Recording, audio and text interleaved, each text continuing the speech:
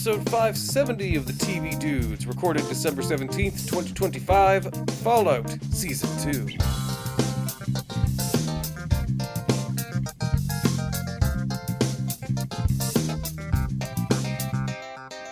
We finally get to return to our favorite vault dwellers, ghouls, and armor cultists in Season 2 of Amazon's breakout hit.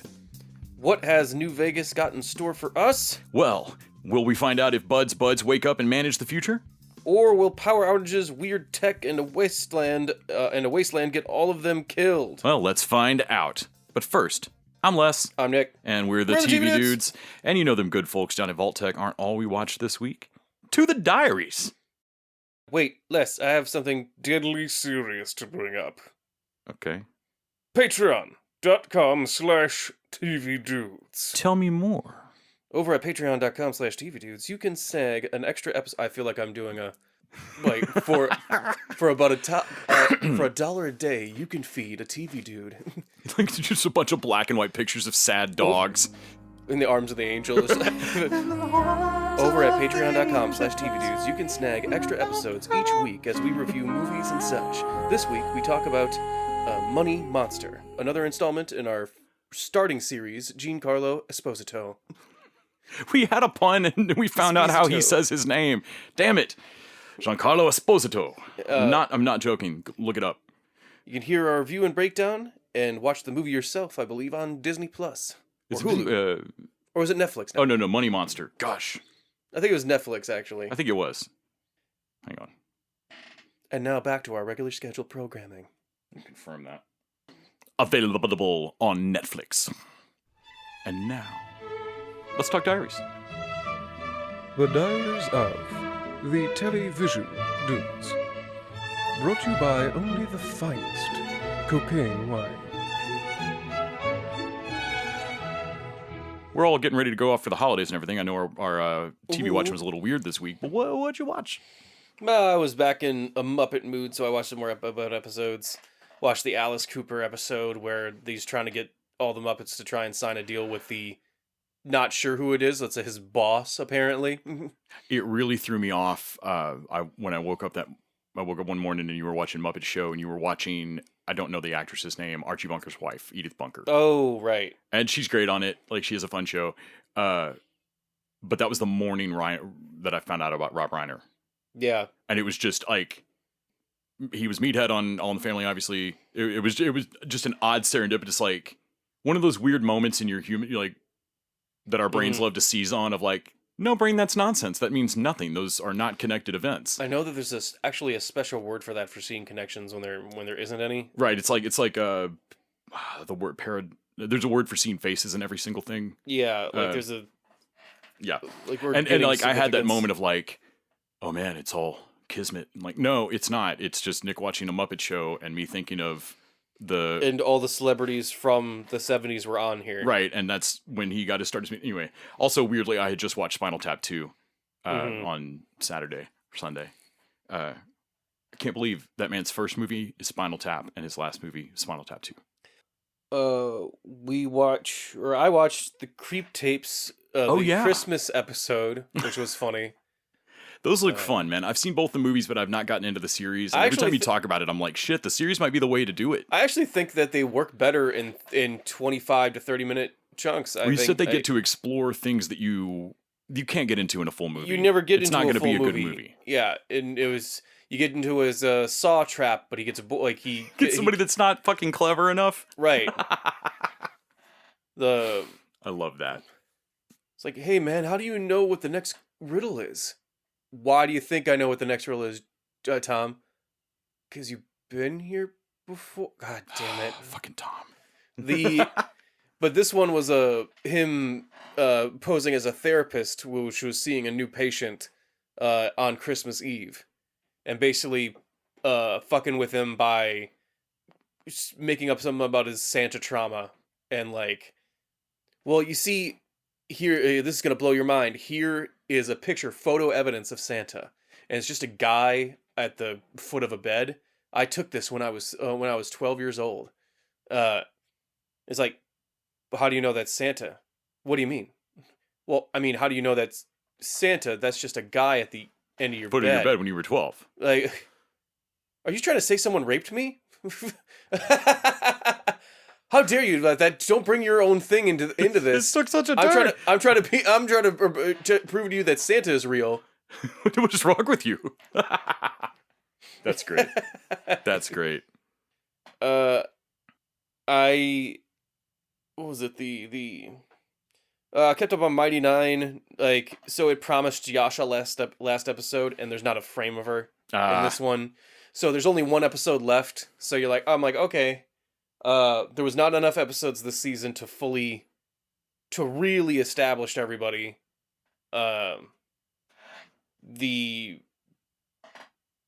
It's interesting. They're doing stuff that, like, okay, the little they show of Yasha shows her meditating with or seeing a vision of a woman in a field, and like, cool, I know what that is.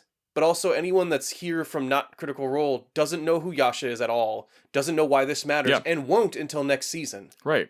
So, like, that's not a special moment for So me. why are you, like, I You get can't that. slow walk this because I don't know what you're doing. So rather than just, and I know they can't abandon Yasha completely, because that would make, like, you got to give Ashley Johnson something to do. She's on the crew. Right. But also this weird split difference of, well, just because she wasn't in the campaign a lot, because she was shooting Blind Spotting at the time, why not just have her more in this season? Right.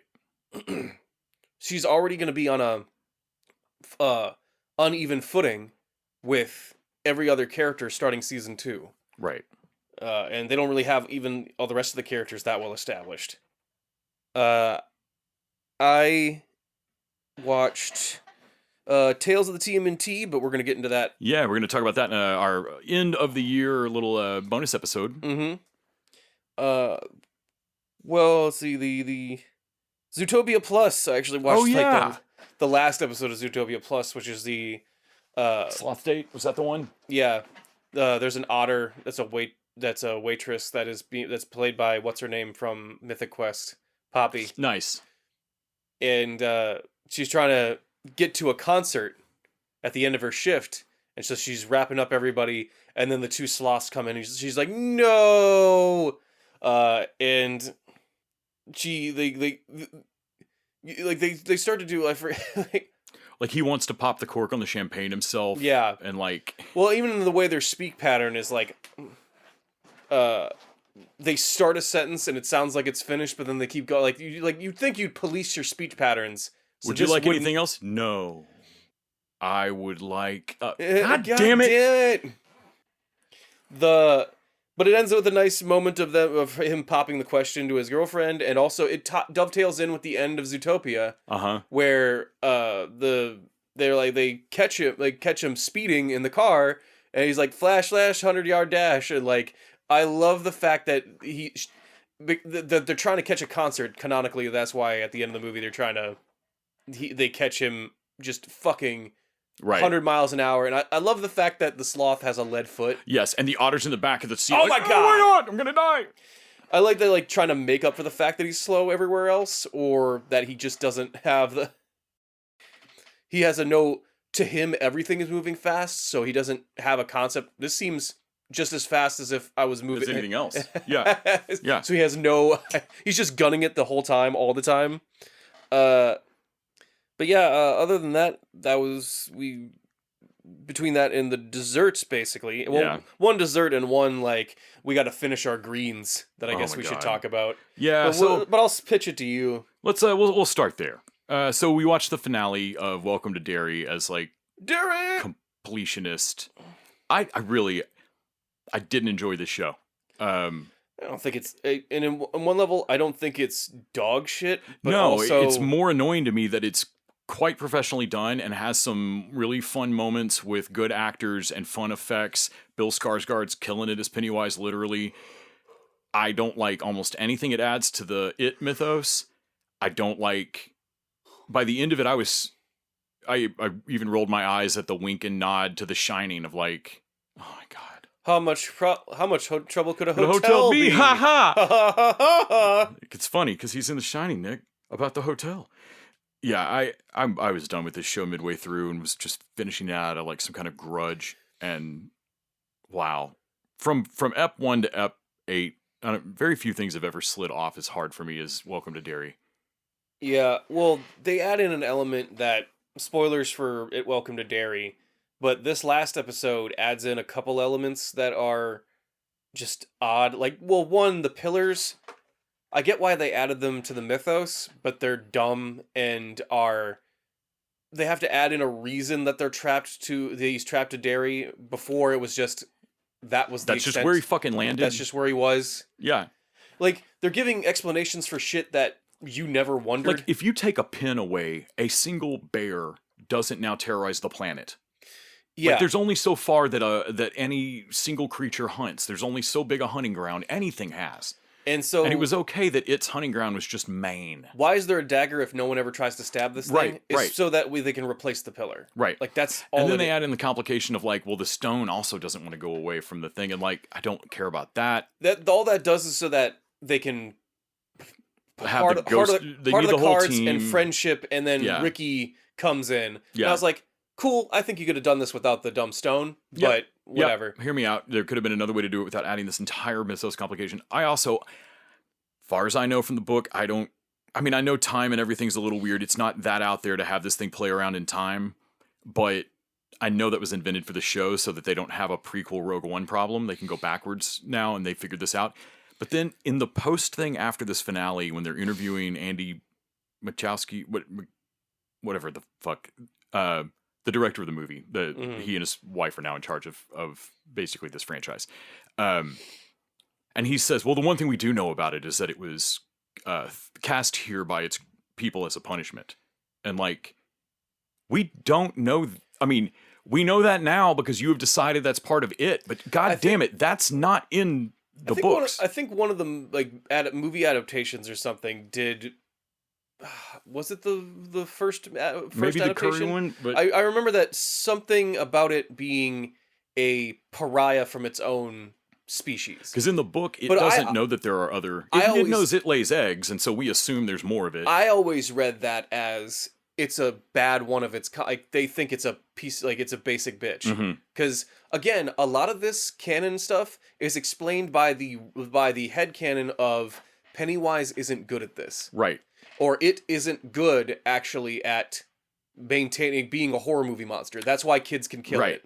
Only, like, man, this show I don't know. I got so annoyed at this fucking show. It's kind of why in the 2-movie arc they can grow up and just decide not to be afraid of it. Yeah, and fuck it up. Because it's a metaphor for basically children being afraid of the dark and growing up past your fears. The base concept is so simple, it probably shouldn't be a TV show. No. Like and I don't know. This is a book I read on a cot in an A-frame tent by flashlight at camp. Like, the book scared the shit out of me. And so have it, I don't know. I think Pennywise should be portrayed as dangerous but ineffective. By the end of this, Pennywise is going to be as scary as the Emperor in Star Wars. Yeah. Which is not to say not scary. He's a bad dude.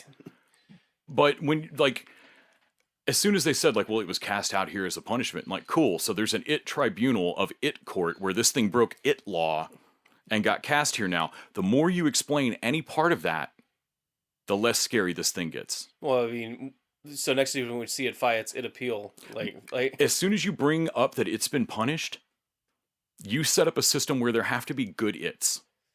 Yeah, or at least it's that think this one's a dipshit. Right. So what is... like you immediately run into trouble. Well, the whole season they've been back and forth on, and I get that the canon of this is never established. How is Pennywise effective or not? Dude. Sometimes he very much is. Sometimes kind of fucks around. Sometimes he deadlights kids around. Sometimes he actually eats people.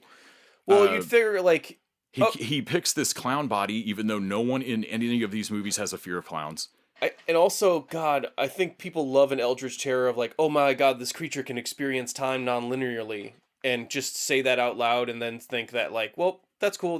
We can hand wave anything away now. Right, because it can already know. And yet I was like, cool. So it didn't chase any of those kids in the next movie like it knew it was going to kill them. Right. or knew that they were going to kill it. Right, or knew that they were inherently tied to it from generations before. So, and I told you basically like your theory from Also, where were any of the natives in either of those movies? Right. Like that whole all the daggers and pillars and stuff. Where's all that in the 80s?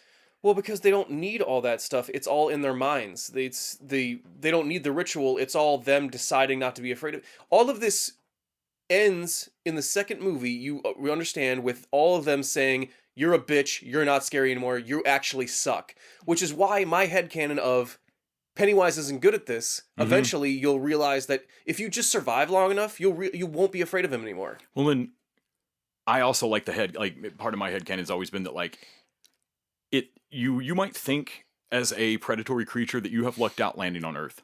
Mm-hmm. We're crawling with meat, right? Sure. Everything on this planet seems edible, right? Only you've actually fucked up because your hunting claws are fear and sentient minds, Mm-hmm. and you've landed on a planet with humans. Yeah. So like dogs, bears, elk, whatever, you could probably inherently fight or flight scare the shit out of them. Right. But people, we have a real tendency to find the deadliest thing on the planet, figure out how to kill it, and eat it. Yeah. Like, you have to get really specific with weird stuff, which is why it shapeshifts, and like that's why it was kind of interesting. The thing that made me most so midway through watching this, I watched it in two parts. I was like, am I the only one annoyed why it always picks the clown? No one's scared of clowns like none of these kids have said that they're scared of clowns. Think it keeps picking clowns. You're the only one of like, and even I would. I know it's a budget reason. Well, not even just a budget reason, but Pennywise looks great. It's on the cover of the novel. Yeah, it's the effect we know how to do because its actual true form is closer to a spider. It's the actor, the big name actor we have. Right. So it But to me, it reduces like if Cthulhu always has to be Tom Cruise because you cast him. Yeah. Like you've ruined Cthulhu. Like if it's always going to be trapped in this human body. And so I looked up, like, hey, is there any other Redditor? Is there somebody on fucking line that's bothered by this? And sure enough, there was a guy in a Reddit thread that asked, like, so it can be anything, and it's supposed to pick from your fears. How is it each of these kids is scared of one clown that none of them had seen before? Mm-hmm. Like it keeps picking the same clown. And people gave a bunch of like, did you read the ops question answers of like, well, because it's Pennywise. I'm like, fuck you. Well, so you realize the time travel thing or the knowledge is so that it can be in the clown form before it grabbed a clown. Right. Exactly. So in the 1900s, even before it grabs met that Bob guy, Gray. we'll see it as Pennywise. Absolutely, because it's all time. Because it experiences time non-linear. It's so dumb. When they cast it here in The Rock, it was already a clown. Yeah, technically. Yeah. Sure. So somebody looked it up, and someone midway through the thread put forward the best headcanon I've ever seen for it, of why it picks the clown. And I love this. It has trouble holding its shit together. Its eyes get weird. It drools. It's just not good. And so anytime it's tried to be a person and lure people, it gives the game away. It's in the uncanny valley. And then it sees some fuck as a clown and is like, well, people come over to him. He's in the uncanny valley. What the fuck? And so now it acts like a clown. And I love that. Except Welcome to Derry ruins that. Because the only form we ever see Pennywise hold his shit together is as a kid. And we've never seen him do it. Chump. Why wasn't he an extra kid at the elementary school? Like, I mean, you could be... You want to scare adults? Be a weird kid. Yeah, well, it's kind of the reason, like, the same reason I like that Chucky can't hold his shit together. Right. Only with Chucky, they lean in correctly on Chucky. And man, people are loving this on my Facebook thread. I hard disagree. I hated this show. My headcanon for the time non-linear stuff, I was like, okay, so you destroyed a pillar, and instead of that actually trapping it in one place, it traps it in one time. Right. So now it experiences time non-linearly. Right. So he can see the future, and this is the first time he's been able to do it since he landed, or since he got trapped. And like, oh shit. And that's how he phrases it. Yeah, and like, oh shit. You, Marge, you fucking... Oh, I got an opportunity here to fix this. And, but then they close it and trap it in that space again. But then they tease at the end of the show, like, but it can experience time. It might go after our parents or previous generations. And it's like, well, I guess that's somebody else's fight on to tease it. And I'm like, no, but you trapped it in the space now, and I was like, oh, that's just my headcanon. Yep. Because who knows what they're going to actually do. so it always sees time, even if it's trapped. Well, they've got 2 more seasons, so we'll see what happens. Well, yeah, this because they're going to do the 30s now and the 1900s, I guess. I mean, that's our assumption, but it's really just Margie saying that. Like, the flashback that connects to... Well, they can't go forward. That's Richie and them. And they have the flashback to... Losers Club. Well, at the very end, they have the little stinger. It's not a flashback, but they have a stinger of Periwinkle in the insane asylum, and then she becomes the old woman that says a stupid, creepy thing to...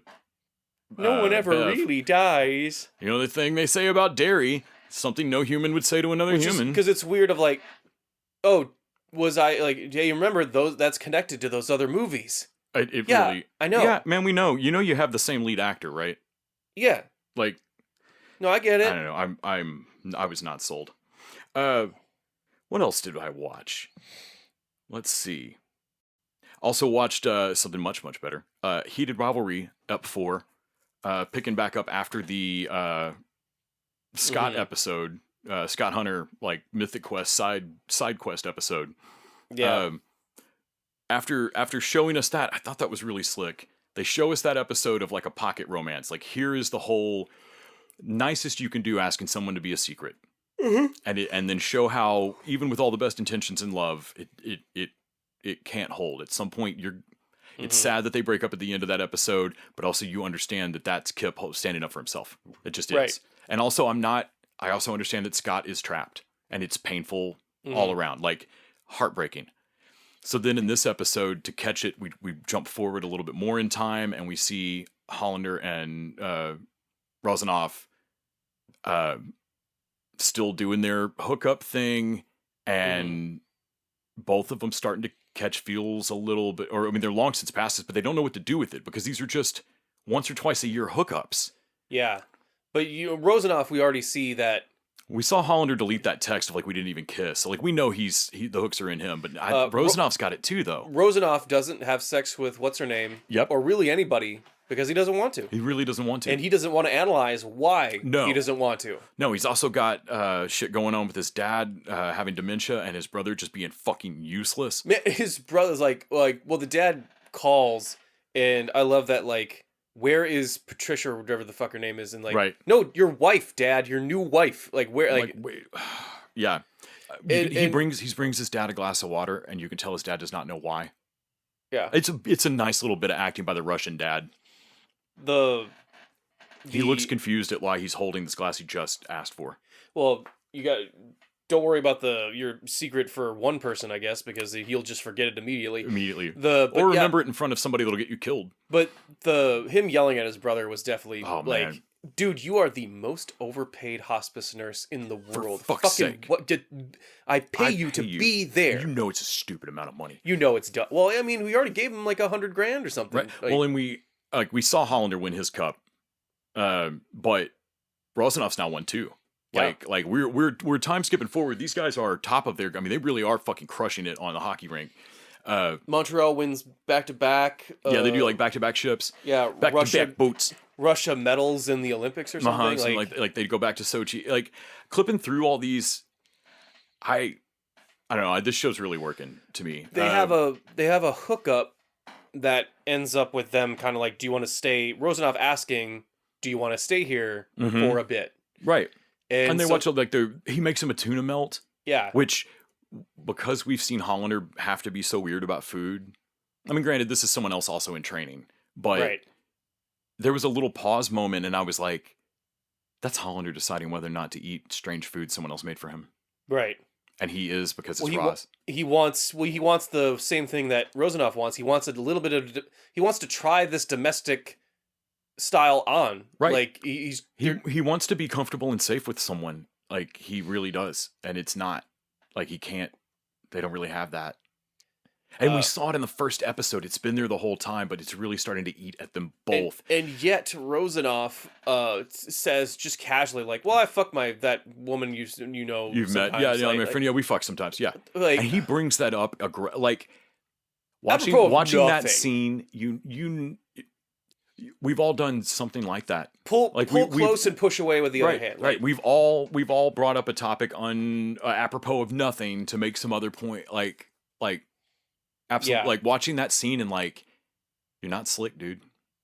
Like, Yeah. And you can see it's kind of hurt Hollander a little. Yeah. And then we got Hollander's parents leaning on him about like, don't you want to, you should date somebody. His married friend is like, hey man, what about that girl you used to see? My wife's got a friend that's cute. Man, his married friend is like everyone with a baby. Like, I mean, like, dude, shit. do we both have to please your wife now? Seriously? Okay, I get that you're going to talk about your baby, but I swear to God, if you ask me again when I'm going to have one or settle down, I'll fucking murder that baby. Murder you. Yeah. I love the girl that's like, can I get a selfie? I'm holding a baby. Will you hold his baby so we can get a Will picture? you hold his baby? Like motherfucker, it's my baby.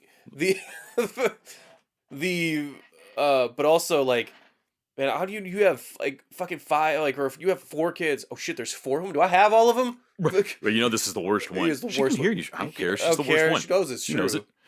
Yeah, no, I'm getting a vasectomy. Too late, dude. You're way too late. So Rosenoff bringing that up, then Trying to sell that like 4th kid isn't an accident. Like, right. No, that was a plan. yeah, sure.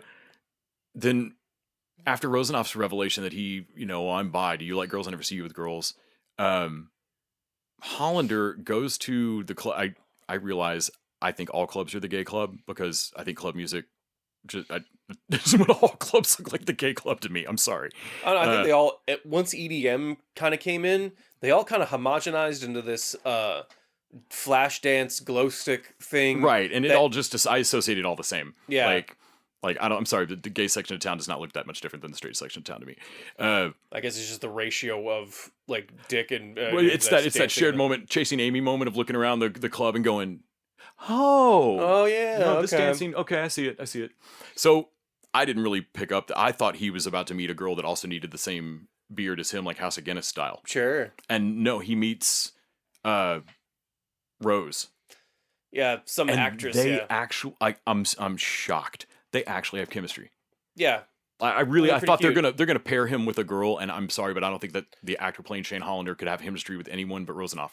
Well, he likes her from like is actually actress that he likes, and when she names some terrible movie, and he's like, "No, I've seen that," and she's like, "Oh God, that was really bad." He's like, "Yeah, that's pretty bad." It was. You were good in it. You were good in it, though. But you're right. It's very bad.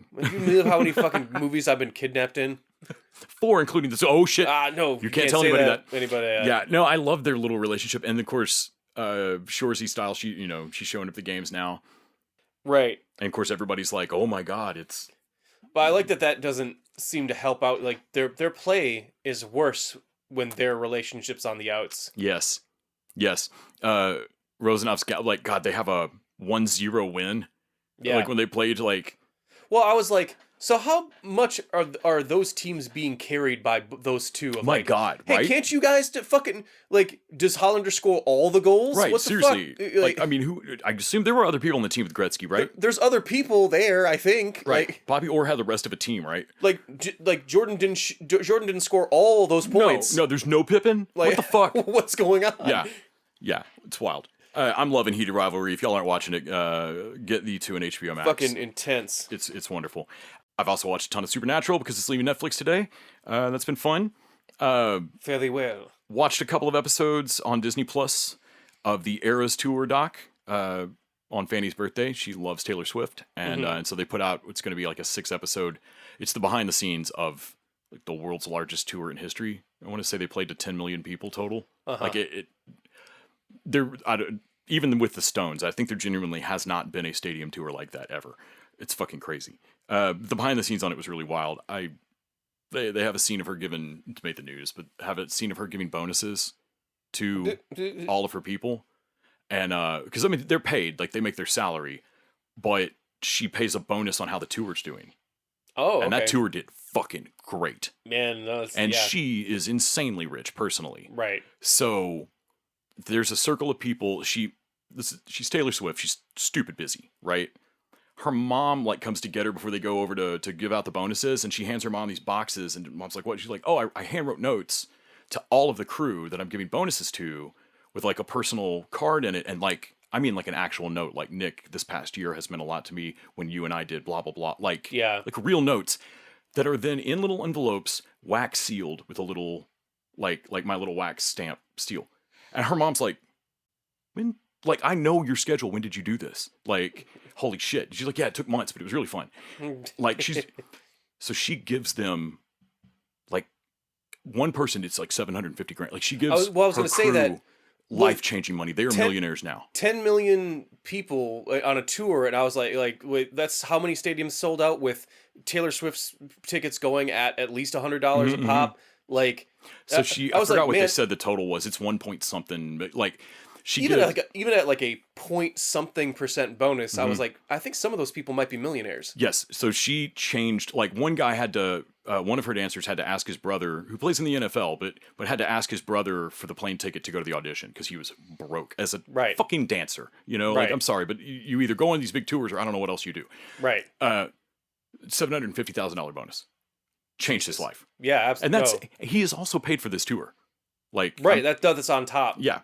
And that was this bonus. The truck drivers that deliver the shit to the stadium. Oh my god, they got paid them $100,000 bonus. Oh my god. And like one of the truck drivers was on a podcast, was like, this is my job. Every tour you can think of, I have brought the cases to it. Yeah. I have never had a rock star pay us a bonus on how well that tour did, on how well that show did. Not once. It's like, it's unheard of. I was like, holy shit! Like, well, I mean, if I'm really cool. If I'm Taylor Swift, I don't have to worry about people liking me performing. Right. What I have to worry about is the technical aspects. Right. I need the equipment to be there on time. I need the dancers to be there on time. Yeah. I need everybody else. I need everyone else there doing their thing perfectly all the time. So she's real clear that, like, she's like, when I throw things to my team, I know that we have hired the single best person working in that industry, in that position in the world. Right. Like, I'm sorry to everyone else's shows, I have the top person in each job. Right. Because I overpay them. Yeah. Like, full stop. That's them Yankees buying wins stuff. Yeah. Like, I was like, so 2 episodes were pretty cool. I'm sure with Fanny and Toe, I'll end up watching at least part of the rest of it. Best tour ever. Like, well, yeah, if your livelihood is wrapped up in getting if that's life-changing money on getting that equipment from the truck to the stage, watch people get that motherfucking equipment. Oh man, yeah. No, the next time that there's anything conflicting with also getting Taylor's stuff to a thing, that truck driver should be like, nah man, Swifts get delivered first. Bitch, I'll run you over. Right. Also, they were supposed to start filming that doc at the Austria shows. They got canceled because of a terrorist. That's right. Plot. I remember that. And so, like, they're getting ready to do that. They're getting ready to start filming this documentary when those shows got canceled. And so, like, the start of the doc is about the terrorist thing. It's crazy. wild. Also watched Robbie Hoffman stand up, which I can't recommend enough. I'm not going to say any of the bits on our podcast because holy crap, it's aggressive. Yeah. But Robbie Hoffman is the breakout star from, or way down the cast list, but breakout star from Hacks this past season. Kayla's new assistant who out-crazies Kayla. Also had a great turn on Dying for Sex. Yeah. Just a couple of great things this past year. Their stand-up special, directed by John Mulaney, is so vicious and brutal and funny. I'm crying laughing. John Mulaney directs it. It's Robbie Hoffman on Netflix. Brace yourself. No, you brace yourself. You brace yourself. No, you brace yourself. Oh my God. I don't think anyone actually knows what we're doing. You brace yourself. You brace yourself. Also watched, of course, Watson, Tracker, all of those. We watched Stumble on Saturday because Stumble's the funniest fucking thing on television. Yeah, this episode was the sinkhole episode. They're homecoming. They're supposed to play homecoming against East South Oklahoma. We're going to destroy them. We're going to crush them. We're going to wipe them off the map. A sinkhole has opened up underneath East Southern Oklahoma University. They've been destroyed. They've been wiped off the map. Y'all ready for this? Man, and then for the rest of the episode, running the Oklahoma Cares, he'll still get like 800 number. Like, we made a donation. Oh my God. No one can drink out of, like, there's no homecoming pride, and it's throwing her. And then she's like, well, at least they put the school color in the water fountain. Yeah. And like, no, everybody's getting sick because there's a sign like you can't drink this. It has blue 42 in it. Yeah. After they button day, there's enough loose dye. Like, we usually don't. Our homecoming game is an away game because we have button day right before it, and you can't go outside after they've released the new color. Yeah, for long For a while. experience of time. Or short.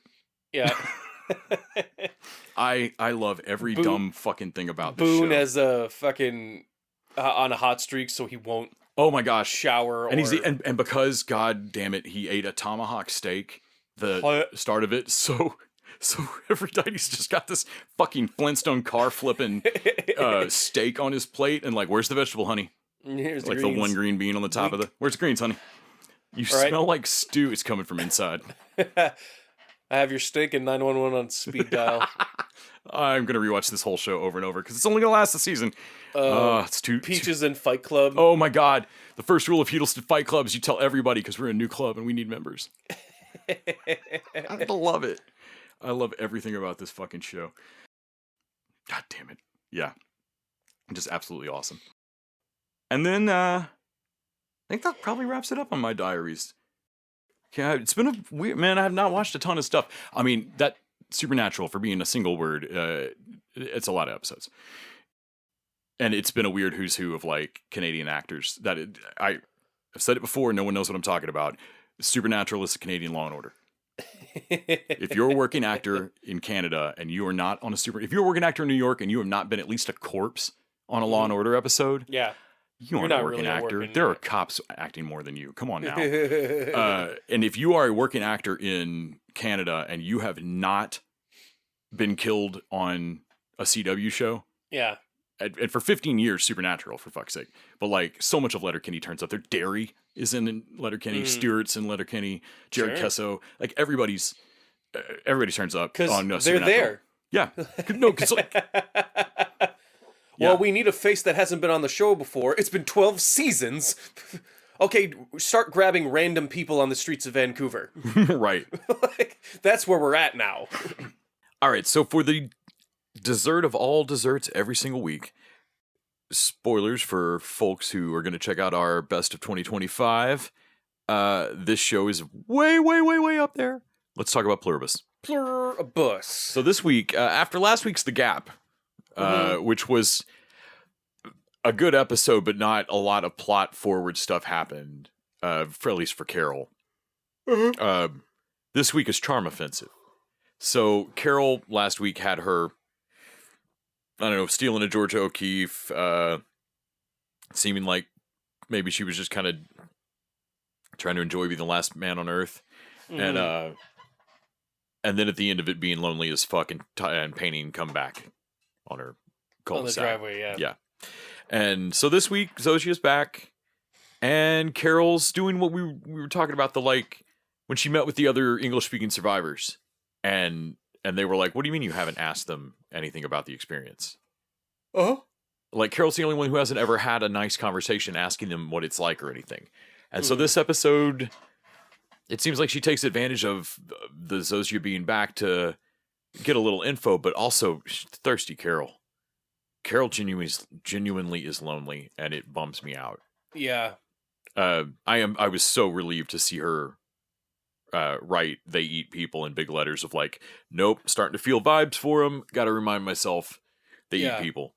But we have so many the things that make this show great. Like, this episode has so many little cool moments of like, ooh, what's that mean?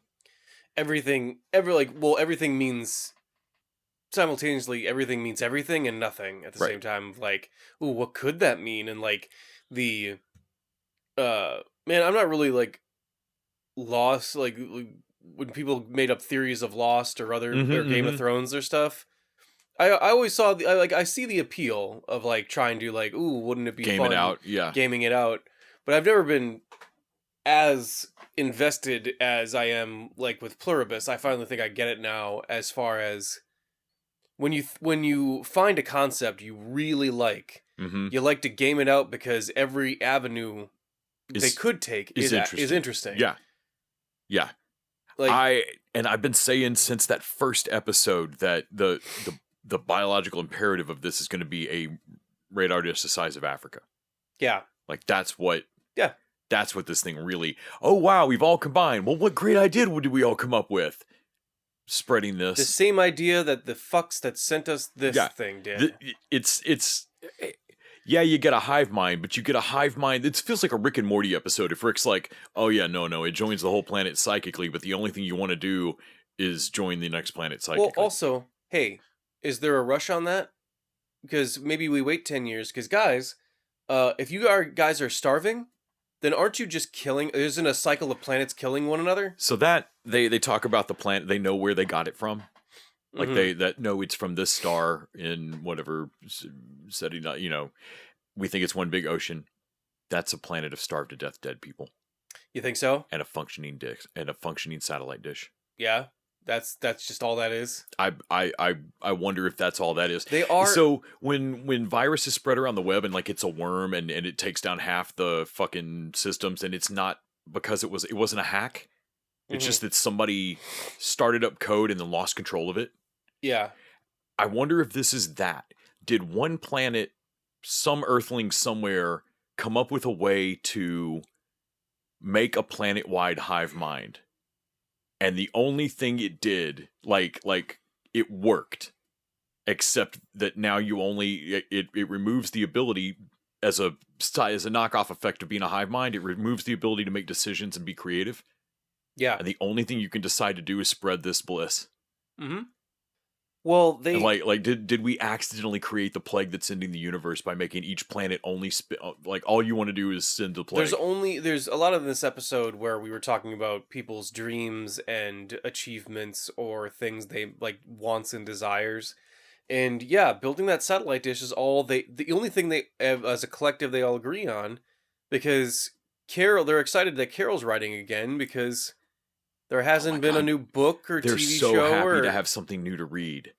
Like, which is oh my so God. weird because there's nothing keeping them from making stuff. No, they have, and more than that, they have every. If you've ever thought, man, I really like Stephen King, but I sure wish he had Clive Barker's, I don't know, kink side. Now he does. Yeah. Technically, and Lakshmi's kid could write that fucking thing. Anybody can do it. Like all the brains are there. But they can't. There's as she puts it in the massage. When Carol starts asking questions, they get a massage together, and Carol's like, "Okay, so does this massage feel good? The one you're getting, does it feel good to you? Oh yeah. Like, okay, but you're also giving it to you, yeah, while also giving one to me. Yep, that's true. Like, okay, so how does that work? And Zoshi's like, well, we can't actually, we're aware of everything that just happened, like a list of things, but you can't actually feel all 1,000 births that just happened in the last 10 minutes on the planet. Yeah. That would be overwhelming. And you nailed it. That's how she shorts them out. She makes them feel too intensely. And the limit to the hive mind and what's keeping it from being, churning out the works of Shakespeare or whatever is that you, to survive using it, you have to dampen it to a point that you're not human. You dampen your humanity to get the bond. To connect to themselves to enough that the true inspiration would strike, they would make themselves vulnerable, like Carol. Some set of them would die. Oh my God, when they ask Carol, what's your best day writing? And she's like, come on, I'm sorry, but like writing is a little bit miserable while you're actually in it.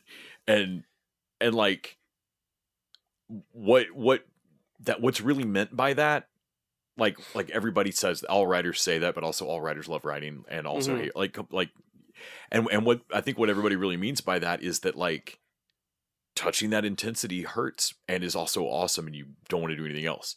Yeah. Like loving makes you vulnerable and also is worth it. But they can't really get there's a benefit they're missing out on because this thing has an inherent flaw. The collective is a coward. Yes. It's why I can't make any decisions. It's why I can't pick an apple off a tree. It's why the only thing you can decide to do is share this plague.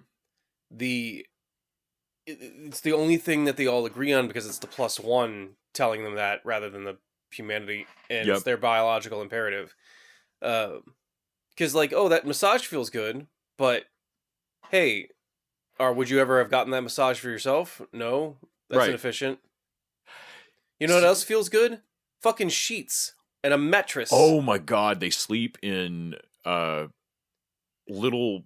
They left. Not. It's not even like they sleep in a cuddle pile. They sleep in like organized, sad rescue tent. A hurricane fallout. Yeah. You know when like a Hurricane Katrina and people totally. were hanging out in school gyms? Yeah. That's what it looks like all the time. Yeah, like the start of Revenge of the Nerds when they're all having to, before they get the fraternity house, when they're all having to sleep in the gym on cots. It's that. Only voluntary, and they're just on the floor. I am sorry, but not all of you are going to wake up as... It's not willingness. Like, you should sleep up off... They lower a old woman down there. I'm like, that can't be good for her. Just put her on a fucking mattress, guys. Like, come on. Hear me out. So, like, there keep being little things where I'm like, yeah, I'm sorry, but y'all aren't people. Like, we haven't given that up since the cave. Come on. And it's like, well, but we have enough power to light up a hotel room. And then, but I'm thinking, and she writes it, they need enough power to send the signal. They're going to, they're going to use every ounce of power on the planet to do this. They're power rationing already. Like that like Lily's Fantastic Four movie where they were power rationing. And in a like cheerful cult smile way, isn't sending the signal more important than any one of our lives, Nick? Yeah. It's them when they made the drowning metaphor. There's a lifeguard thing. Same thing with they are throwing. They believe they're throwing the life hoop or whatever to the next planet. There's a while they die. If you've ever gone through lifeguard training or anything like that, hoop. God, I have no idea. The don't let me lifeguard. The training is here's your life hoop. So the first thing they do is train you to assess the situation if there's a danger to yourself. Mm-hmm. Because it doesn't, like, if that person is panicking. I do remember that from Scouts. You can't save anybody if you cannot get them calm. The only thing you'll do is add a corpse to the fucking river. They will drown you, and they will drown you. Like a panicking human cannot be saved. I do remember that. And to me, sending out this signal is like trying to save a drowning person before you secure yourself. Right. If you guys are so great, go fix their planet so that they don't have a 10-year starvation point before you turn this on. Right. Or unless that doesn't really matter to them. And hear me out, I still have yet to see anybody leave and come back. No, also we see a dog show up and hang out with Carol for a minute. So that's not you, is it? No, we're not the dog. But, God, how does she put it? If the dog wants to stay near its former owner. And so when you guys say you don't have ownership anymore, you also don't have the bond with that dog anymore, really. And that's creepy. Well, that owner can ignore that dog then. In a way that Carol seems to be breaking down Zoisha's, Man, that was fun. I thought she shorted out for a second right at the end. So, Carol has Zosha back over and asks, can you not say I? Is it just not possible? Mm-hmm. Well, it feels semantically wrong to me, but she starts saying I for Carol. And the same as they rebuild the entire diner and they're just wanting Carol to write Wakaro again and be distracted. But they rebuild this diner from her past and everything, do this whole play acting thing. And that's what saying I is. It's play acting. Yeah. Only she has a moment of asking Zosha, what's your favorite ice cream? And Zosha really answers. Zosha grabs that memory and actually experiences it. Yes. And you can tell it's not encyclopedic like they've been doing before. Like it's different for her. Well, there was also a moment where they learned something new about Carol. And Zosha gets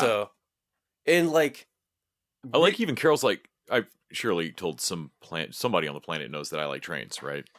I think there's a selfish element to this thing that the diner, they did it without asking, and it's about they think it's like every toxic relationship, you think all I do is love Carol. I'm like, how much of this is because you are living vicariously through Carol, who can experience these things in a way that you can't? Right. You can't risk being vulnerable and experiencing this nostalgia from this diner. Right. But you can watch Carol do it, and that's kind of a hit. You don't love me, you love slumming into my life for a little while. Well, Carol even has to, at some point in the episode, just go, I actually even like you. There are things I like about you. The collective this, you. This. Like, there's yeah. things about it, but this can't sustain. You are starving to death because you can't pick an apple. Somehow Carol is in a toxic relationship with a world in which the world is also somehow a condescending, kind of controlling, Right. like, but also stalker, but also a needy, like, they're codependent. Like, Yeah, no. They're abusive, but if you left, like, well, sure, he's horrible, but if I leave him, he'll actually starve to death. yeah. And like, well, It's just not a good, like... No, it's so unhealthy. Hey, yo, are all the therapists in the world in there? Like, let me know what they think about this. So, in the meantime, this episode, we've got our para guy coming up, who we watched set his car on fire last episode, tell the entire world, you own nothing and can give me nothing. Yeah. And it was a pretty baller move. When he sets he loves that car. Yeah. He sets that fucking car on fire. Pretty baller, although it does end with him getting fucking so a little. Oh my god! It takes the sting out of that a little bit. Yeah, there's some nasty fucking trees and shit in this Yikes. jungle, and he falls into one, and it's bad. It's as bad as they told him it would be, and he, of course, wakes up in the hospital. And the world is so happy that he's responding to antibiotics and gonna survive because it looks very bad on his back. They were leaving him alone because they were trying to respect his wishes, but they're never not watching him. No, they were as close as they could be without him noticing. You'll never have the world not. No. They were watching Carol. Yep. They're never not. Just wave at the sky. They're never not watching you. Like. Yeah, and thank God, because otherwise he'd be fucking dead. I mean, he wakes up in the hospital and immediately, like, when they're like, we're so glad you responded to the antibiotics, it cuts to literally the next cut is him with a fucking scalpel to that dude's throat. And that dude just let him do it. Well, no, like, yeah. There's no fight. No, it doesn't matter. We were talking does about not matter. If he cut that man's throat, the next person, I think, would step up and put the knife Would you back. like a new throat? Right.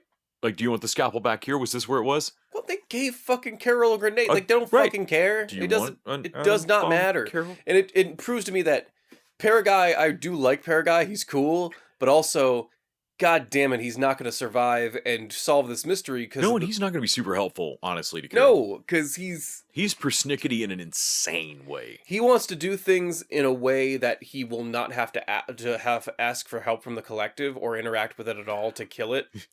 When he tries to, like, you could tell it's like a gotcha of, like, what would this cost? Like, this hospital, everything costs something. You put stitches in me, antibiotic. What did this cost? Would you like an itemized bill? Yeah. Oh, okay. Hang on. Well, I can and she has to, like, turn the terminal on of, like, no, there's no need. We healed you. There's no need for this computer. But sure, if you want me to print out a receipt, cool. Yep, that's not a problem at all. If you want to give us those scraps of paper, they don't really mean anything anymore. But and he signs his signature, and they're like, again, you're not paying who. We don't care. Yeah. It's just the he's sure this is going to go back, and you should owe some money. I think he can't accept that it won't go back if he starts treating it like it won't matter. The article of faith for him, yeah. If you stop paying for things, then you're slowly acknowledging that you will never fix this. Yeah. Which is fucking, I get it. I get that. Well, I like that Carol even as more accepting of it, but also, like, admit that this is manipulative and you are trying to get me to stop. You know I'm not stopping. Right. You rebuild a diner and are super fucking stoked about me riding Wakaro when I know I drilled down on that. You, like, come on. Nobody's that excited about this. Oh, no. Her people like the Wakaro series. They actually like that. What was it? Oh, it was bitter chrysalis. Chrysalis. That's the one that, like. But you're super excited that I'm writing again, and I know that it's really because you're super excited that I'm doing anything except being obsessed about undoing this. But yeah, getting her to, like, just admit that I'll never stop. We know, Carol. Like, so getting Zoshi to remember that mango ice cream. I really thought she glitched out. Like, she seemed like lost in reverie for a moment. I think there's still something there. I think there is. I think there's something there. They caught on a moment of because they said that they have to shut things down and feel how they feel in order to operate, Uh-huh. but it doesn't mean that they can't not feel that. No. And I feel like Carol slips them up, like their mental discipline that they usually have, because they want Carol to love them so much. Right. They are willing to drop that, even though it's the only time where I think that they sacrifice the biological imperative. Yeah. And that's what makes the crash happen. Yeah, I think so.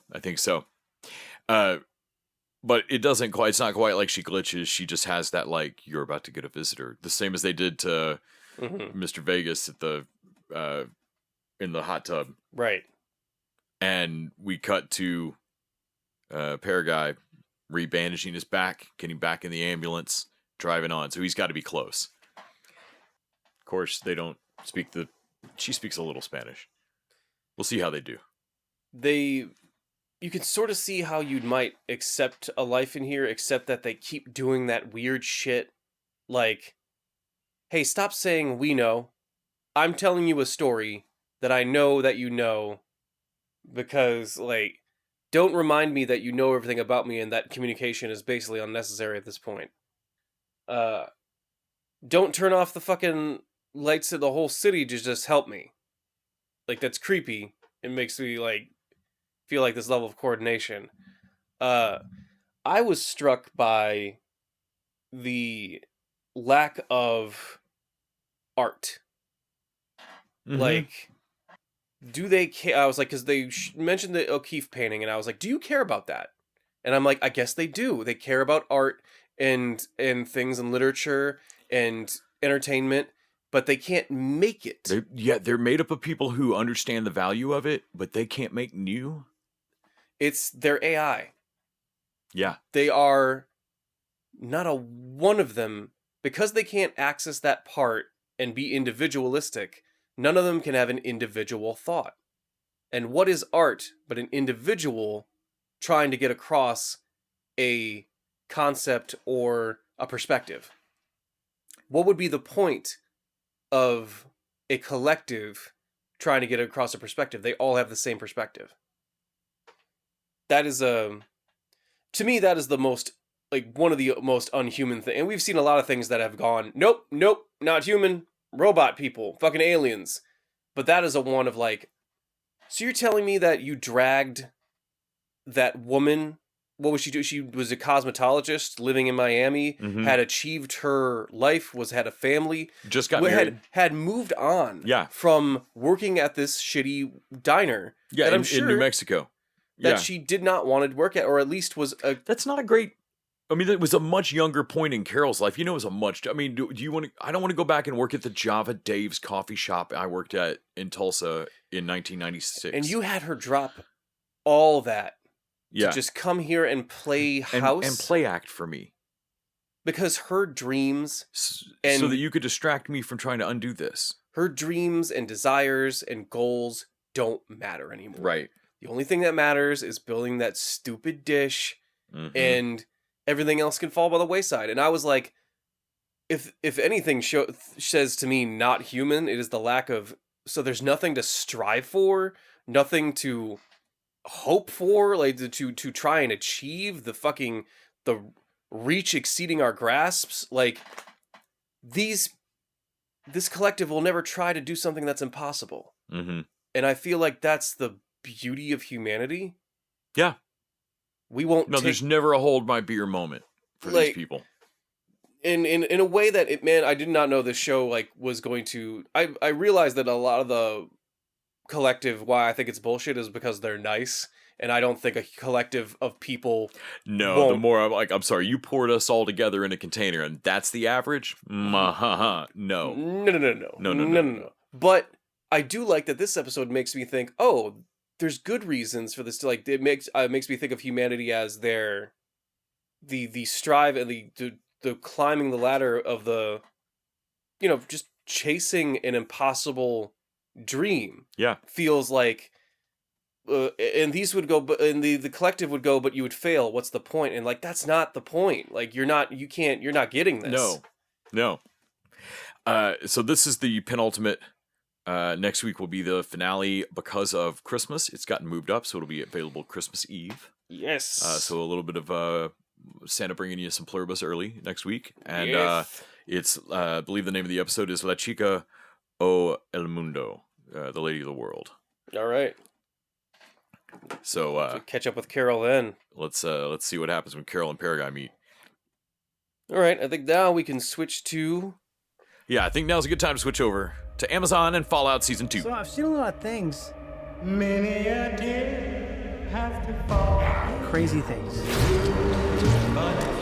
Unnatural things. In the game. But good people? No. That girl I met. All in the wonderful game. I would be a good person too if I grew up in some cozy little impenetrable home. I would have to steal and stab and fib all the goddamn time just to get by.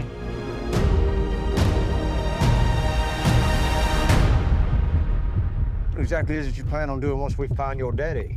Gonna bring him to justice. So people know that how they conduct themselves matters. They don't give up hope. The stuff we fight for? Story has it you used to believe in those things too. I've been wastelanding for 200 years.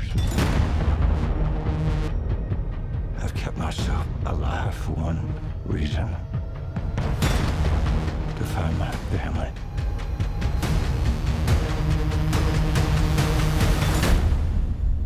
Well then, you're gonna need friends. There's a war coming.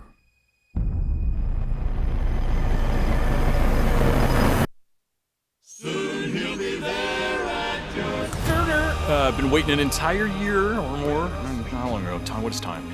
For Fallout. Fallout Season 1 was the biggest, most pleasant surprise of the year last year for me. We've been waiting for the when since the bombs dropped. Oh, yeah. Warless. War never changes. I didn't play these games. I didn't give a shit about this show. Amazon has a history of making kind of blah stuff for me. And this show was awesome. Loved it. Fucking knocked it out of the park. So excited about Season 2 coming back. And was really, I gotta say, it was kind of sad that we did not get like a multiple episode initial drop, but they know what they got. So we got one episode back for Season 2, seeing what the, world looks like outside of Vault Tech. And I felt like this one came back strong. So, in effect, it has a recap, and then it hits... Oh god, I'm glad they had that recap. It's a long recap. A lot more shit happened in that first season than I remembered, man. Like I was immediately like, oh yeah, that subplot. I forgot how long they go without revealing that Vault-Tec dropped the bomb. Yeah. Like that, and just like fucking, like, keep mind. Man, his wife, like, well, no, we would. So we pick up from there on the flashbacks. I'm glad they're still doing those, because that was actually it's a fun. No, it's really espionage fun. Part of this. And now I'm wondering, so this time the reveal is whoever this Rob Howard is, like Robert House. Robert House. Robco. And what do you call it? He gets home and he just grabs his kid and like, get 3 of your favorite houses, get your favorite toy, and we're getting the fuck out of here. Yep. And I was talking. I'm with you. Like we were talking off mic about like, okay, what's his thinking here? Right. And it's one could just be simple. My wife's a monster. Get the fuck out of here. Like normal response. Right. Or I was thinking like, does this, cause he eventually splits from her for like, cause they mentioned in the first episode of the first season, he's like alimony. Yeah. He's divorced from her, and that's why him and the kid are separate from when the bombs drop. And I was like, oh shit, does he think if he goes somewhere else with the kid that she won't drop the bombs? Because she's not in charge, but also it's her plan. It's her plan. Yeah. Like, it's her baby. And the things, I like that, as whatever, Moldover, well, back when she's Kate Williams, that she's like, no, it's her plan, but there are huge steps that have to be in place before you can do that plan. One of them is the power source for vaults. So once she sells him cold fusion and his private missile silo is finished, then we can push the button. Yeah. And like, I love big spy things that give you a clear ticking clock. Because he's already got missiles set up to knock down nuclear shit. When, like you said, in that first episode when we see the bombs drop, the first bomb, and then a pause, and then the retaliation. So, like, Robco may have controlled bomb 1. Right. But you don't control the retaliation. There's a chaos then. Well, I think that, I think the point is like, we drop the first bomb and the world will take care of the rest. What was it, the movie on Netflix I just watched that basically had the similar, like, if one person drops a bomb, the rest of the world will fucking light itself up like a candle. Mm-hmm. Which is, I see why we have that policy, but it's a fucking insane nuclear deterrent, whatever. But he gets asked midway through this episode to basically go back and spy on his wife and get close in with Robert Howard, because if Robert Howard doesn't sign off, or Robert How I'm thinking of Ron, like of you're thinking Howard Hughes or Robert Howard that wrote Tarzan.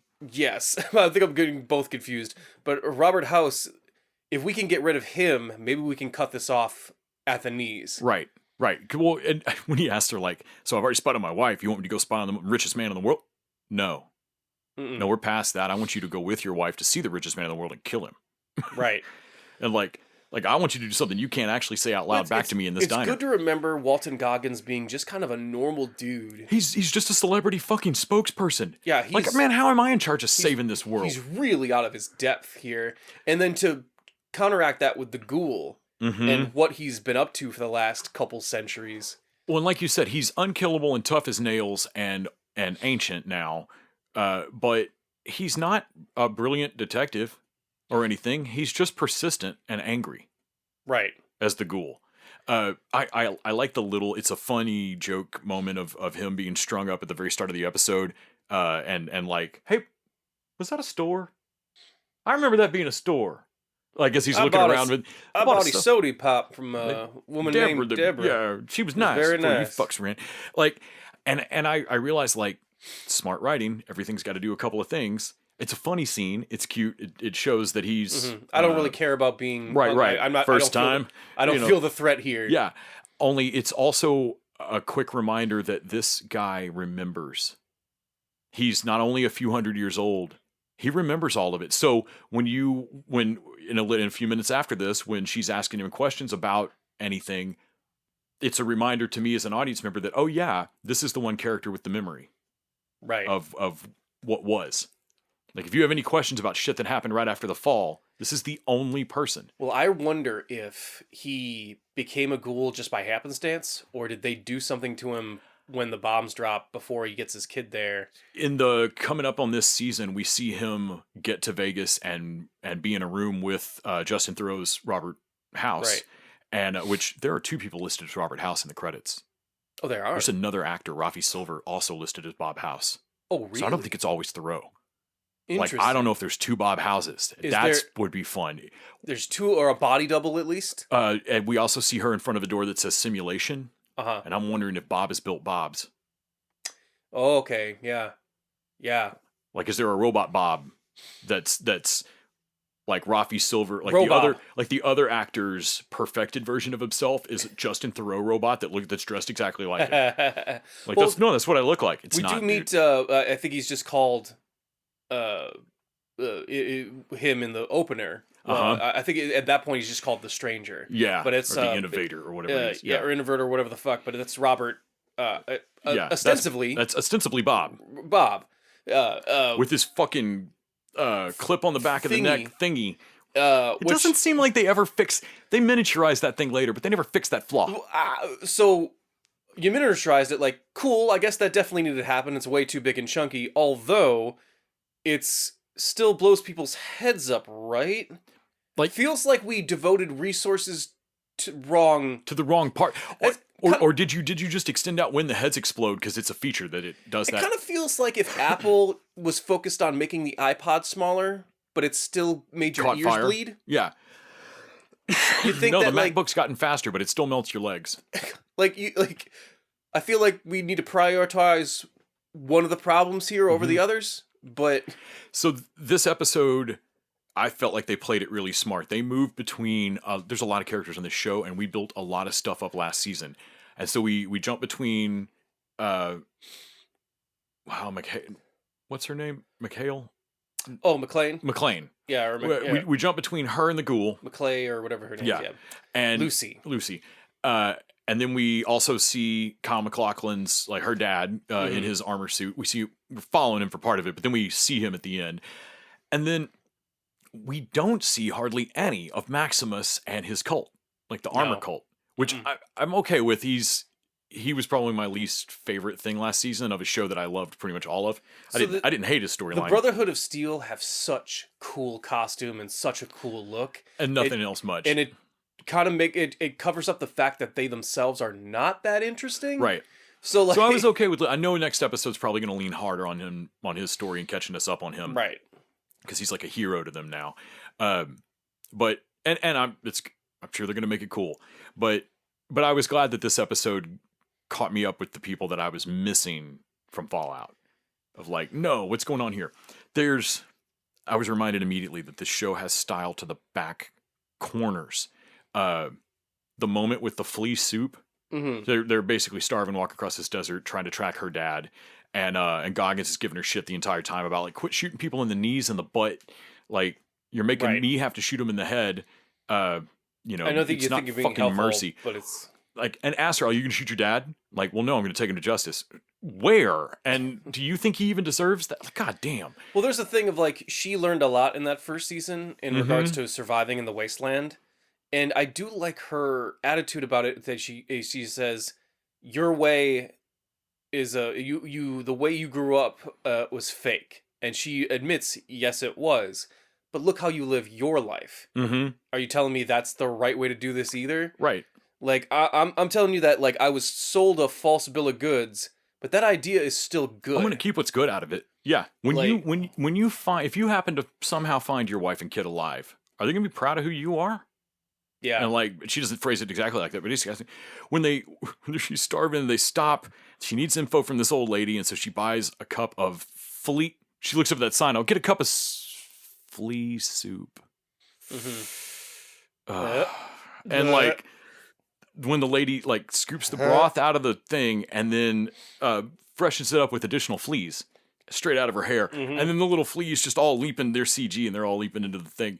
It's so fucking gross. Oh, it's so gross. She honestly, even her sipping it, I was like, that's too close to your own hair. No. Some of those jumped onto you. I'm done. No. And then visually, they echo it in one of the flashbacks because Goggins is sipping out of a martini glass in a pristine Jetsons future. Right. And that martini glass has like little gold leaf, leaves kind of embedded in it. Yeah. And they look very similar to the... And I was like, oh, unclean. Right. There's little things like that throughout this show, and I remembered immediately that, like, oh yeah, this is how season 1 won me over as well. Well, that's what By doing the work, everybody did their jobs to 110%. So I was a little nervous about this because Twisted Metal season 2 obviously didn't live up to our expectations. Right, but they scaled, like, so this would have been lost in a budget scale back. Yes. That extra hour that somebody spent matching that glass to a CG flea earlier. This is how you can't really, you pin it down here to not just one thing, but a lot of little things. And what was cool about Twisted Metal and about Fallout is their immediate sense of style. That, hey, so it's an apocalyptic wasteland. All of those should look samey, the same. Right. But yet I know Fallout's versus Twisted Metal's immediately. Like, without having to know too much about what I'm looking at. Right. Because of the retro-futuristic 50s 2077 thing. And showing the flashbacks of them trashing those robots for a human strike is, of course, like, well, I mean, they were talking about AI by the time they were making this. So it's not surprising that they lit on that. But, like, it just reminds me that the Vault Tech guys, including Robert House, like, just basically ran to the end of capitalism. They finished the Monopoly game. Yeah.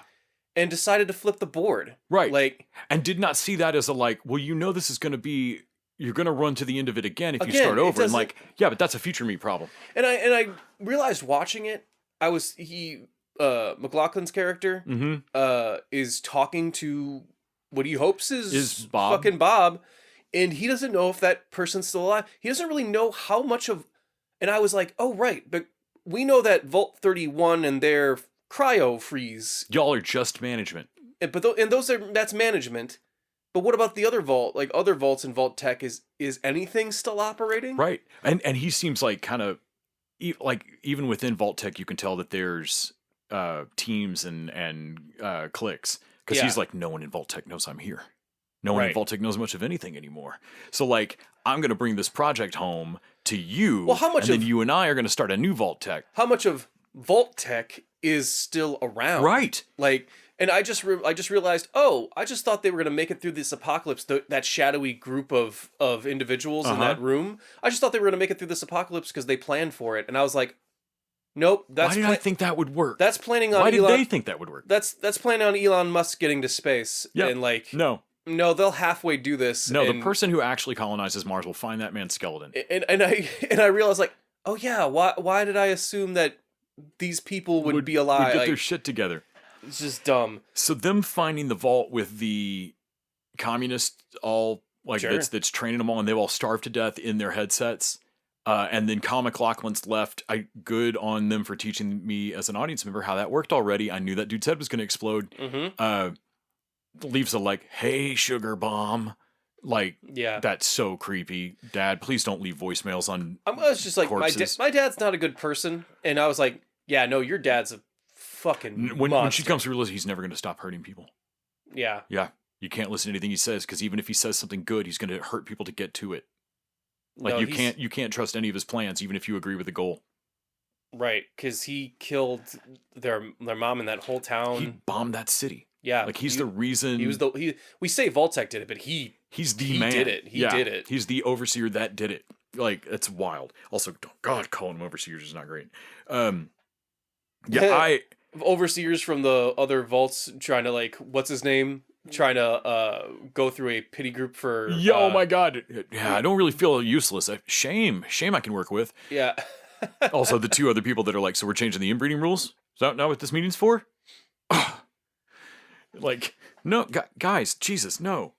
Like, what, Chris Parnell had like one eye. What's that dude's name? Davey. Where because he's in the other vault now, he has to make 2 left turns rather than 2 rights. Oh, good God. And it just made me go. You know that's a social experiment. They're just fucking with people in vaults. Let's make it opposite. Well, are we going to transfer people between them? It'll be hilarious. And I'm like, so Davey's not. So he's so oblivious to what's going on around him that he's never listening to anyone else's conversation, and it extends to him never noticing what direction he's turned. And I'm like, so how many of these people are Lucy, and how many of these people are Davis here? Right. Because if we're gonna rebuild the world with these guys, we're gonna run into a problem. I had forgotten about Chet. Sometimes we're gonna have to make left turns, guys. Right. I had forgotten about Chet and the baby. Also, man, David or whatever, like not listening to him of like, it's not my baby. It's something. Well, yeah, enjoy your family. Again, man, it's not my family. Just settle this. Chet's fucked, man. Like he's. Well, I need you to take care of it. It's already used to you. Okay, he is a baby. Everybody's assuming is mine. It's not my baby. Can we at least give it a name? The neighbors are starting to call it Chet Jr. Great, stick with that. No. It's not my baby. That's my family's name. Are we having a fight? And like she gets that knife out. Like, fuck. You're wearing an eye patch. I feel like I should say no. Well, I remember that not all of them are from Vault 33. No, Some of she's them, vicious. She's 31. Yeah. And so she's from one of those fucking Yeah, pods. she's fought her way through it. Yeah. And so like that's the reason she was able to stick through a fork in the eye and rip through some raiders. Yep. Pregnant. Right. Like she's the whatever, I forget her name, but like she ain't one to fuck with. She's hardcore. But she can't work a terminal. Though also they have cut it's not that she's ignorant on the computer. They have cut communication between the vaults because they can't have more of this getting out. So she's ruthless and seemingly effective, but also can't communicate because their dumb bud bot is a stupid brain in a jar. I thought he was going to break that brain on a Roomba. I love that subtitles call it Bud/Brain in a Roomba. It does? Yep. That's hilarious. I've tried. Yeah, no notes. Love it. Him going, you're right, I do only have 2, because he's starving to death in there. And like getting condensation water off the wall and shit. And the Bud thing's like, well, I can either murder you with this needle, or you can get back in your dad's cryopod. And you're like, what I thought when I first saw that season, I'm like, well, there's a nuclear option to this, right? Yeah, and I like his response. If you're right, I only have 2 rational options. Right. And an incredible amount of irrational options. Well, if he opens up all those cryopods, Bud can't let all those people starve to death. No, that's the whole program. You've got to get most of those people to get back in their pods. So he has to open that door. Yes. Or those people will figure out a way to make it open. One of those is going to know an override code. Somebody's going to know something. No, honestly, he should have started with this. He shouldn't have waited until even if all of that's not true, they don't open the doors, you unlock all those cryopods, and all of you starve to death. Well, fuck them. Fuck them. Fuck them. Yeah. No. Like, straight up. I actually really like Lucy's brother. Like, he was kind of a lesser... No, when he popped up in this episode, I was like, oh yeah, you got cool over the season. It looks like he's going to lead an exodus out this time. Yeah. And you can sort of see with Chet and some of the people that are being disillusioned with the vault. Yeah. You can see that some people might follow him out on this. Man, when the lady that was higher up was like, I'm fixing the water, the one that suggests maybe you go start a support group or something. Could you just get the fuck out of this room, please? I love her having to explain to that dipshit of, like, so what are you working on? The water chip. God damn, dude. Seriously. Oh, yeah. Well, I'm going to need a snack let budget. me know if I can help. I need a snack budget. Yeah, just send me the Jesus requisite Christ, order. Just get the fuck out of this man, room. you know she's just paying in food to, like, when not the other guy's deal like, with this heavy guy. as the crown, like, you don't even know. Fucking God. unbelievable. Unreal. Dummies. Yeah. And like, they're complaining about the sheep that they have raised. Yeah. No. Because he has a doctorate in event planning. He has a PhD in event planning. What? No, you guys did this. You made this problem. Why? You trained this problem and unleashed it. Yeah, and now you want to bitch about it? No, you made this. You made his useless. Honestly, ass. this isn't even his fault. No, you made this absolutely useless ass. Him or Davey. Although Davey does feel like he could put a little more effort in. He could get a little in there. Yeah, I am. This felt like a perfect return to form. I'm very excited about the rest of this season. It being one episode back, and me having been pretty disappointed in Twisted Metal season 2, I didn't want to go promising this on my end of year. I left it off my best of end of year list because one episode's not fair. But I'm feeling good about Fallout's return. I like the Lucy's still moral compass bumping up against the realities of the outside world. Yeah. And that knowing that she can't, the vault thing she's been sold is a lie. So the best next best thing is to build it out here herself. Right. But I'm just, she's transitioning into this. Well, I'll show you all how to be better people. And if I'm the ghoul, I would say that cool. You know, the last time anyone did that and built something like that out here, Vault-Tec nuked your it. dad bombed it. Yeah. So you see the common you see the problem we have to fix first. To be a nice person, I'm going to need you to shoot your dad. Yes. Like, you can be a nice person on the other side of that. All these roads lead to, look, Lachlan's got to go. He's got to go. We did get a fun moment for Twin Peaks fans where Kyle MacLachlan in the suit gets to the vault that he's finally found in Vegas and makes himself a cup of coffee and stands there and enjoys it. It's like, I know that's a Twin Peaks throw. I also like that he's gone through several vaults on the way and collected little bits because the vaults have a lot of different purposes. Mm-hmm. Each of them is researching, like, not letting anybody know the bomb they're building kind of thing. Like, you each work on one piece. So one group's worked on how the mind control thing works. One group's worked on, I don't know, I guess maybe it not exploding heads, though it doesn't seem like they made it as far. But the final vault that he got to worked on miniaturization. And it is hilariously 50s in that it just gets literally smaller. Yeah. Like, it doesn't change... doesn't change shape or function at all. It's just it's like a tinier stick antenna. Yeah, it's hilarious. I don't know why it's so fucking funny to me. Into like a syringe, like it's super tiny. I guarantee way in there with a microscope, it's just a little tiny antenna. And I like that he's again ticking clocks. Like it makes a clear plan for me that MacLachlan has collected several pieces that have been researched to their logical ends, but not married together. Yeah, and it will take real research to combine these discoveries. And so, like, I don't think he'll do it, super quick or anything, but it made a clear path to me of like, oh, yeah, no, decades of research on 3 different things, and you just have to figure out how they hook up. Mm-hmm. Got it. Or decades of research in 3 different avenues, you just got to put it all together. And like, shit, that kind of is management's deal of like, take other people's paper, like real work, and just, oh, well, I'm going to take your thing and your thing and your thing, and I'm going to do this other thing with it.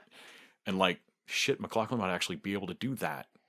Yeah, I mean, well, he's not dumb. No, and so like that gives me this season's like bomb to like if in the flashbacks, there's a lot of parallels in the show. If in the flashbacks Goggins is trying to get to Vegas to stop Bob from dropping the original bombs, pushing the original button. Yeah. This season, Goggins and McLean or Lucy are trying to get to her dad to stop him from whatever this button will do. I think that button is so the part that we keep getting wrong about the human beings as consumers is the consumer part. They're actually better as slaves. Yeah, they're better products. Yeah.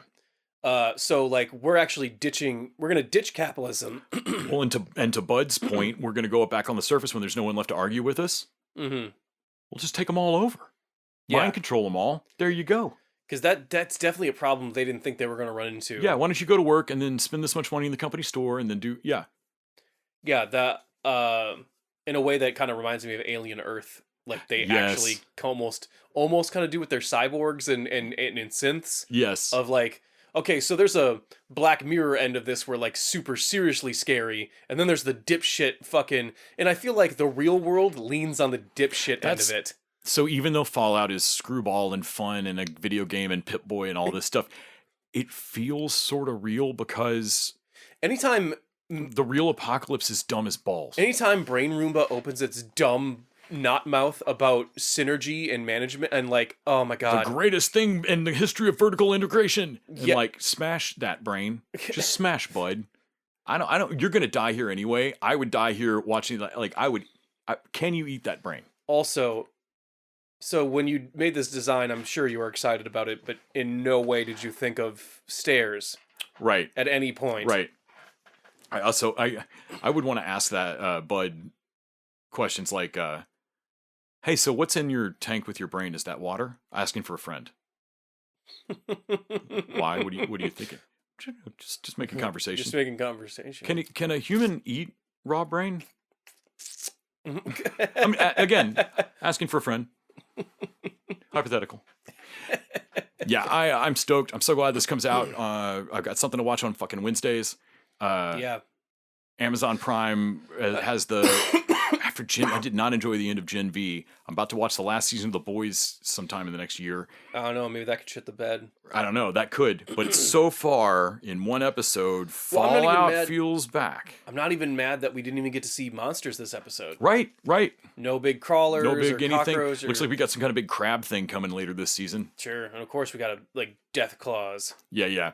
And we've got to come this season, we've got Nanjiani's insane paladin. So are we talking about a civil war?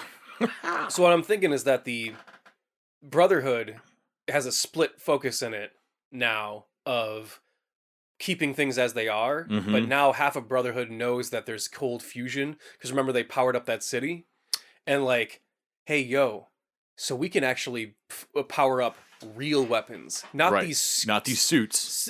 Because one of the coolest reveals was that the suits were defective products. That's why there's so many of them. Yes, and that's why Goggins knows exactly where to shoot them. Was it Goggins that? Yeah. But also that's why there's so many power sources and shit around to grab them is because they're obsolete. Right. Anything actually legit big and impressive needs to run on power that they don't have anymore. Right. That cold fusion changes, and that's how I think they're all going to get to New Vegas. Is that okay? Well, where would have any of that technology left standing? Well, let's go to where it started. It's going to be Vegas, and I think that's because they're out there hunting for toaster ovens. They think that's worth it. Right. So now if New Vegas shit is on the table, that whole army is about to either march or fly. Kamal Nanjiani is going to come down and pitch a assault on Vegas, basically. Yes. I would think. I think you're right. I think that's why all of our heroes are going to meet up there. Mm-hmm. Yeah. I'm here for it. Dumb excited. Real fun stuff. Well, that's probably going to wrap it up for us this week. Let's wrap it. Tune in next week for our best of 2025. Yes. And then we'll head into 2026. See what happens. Oh, thank God. But until next time. 2 dudes out. I understand we're discussing a civil war. I must not have gotten my invitation.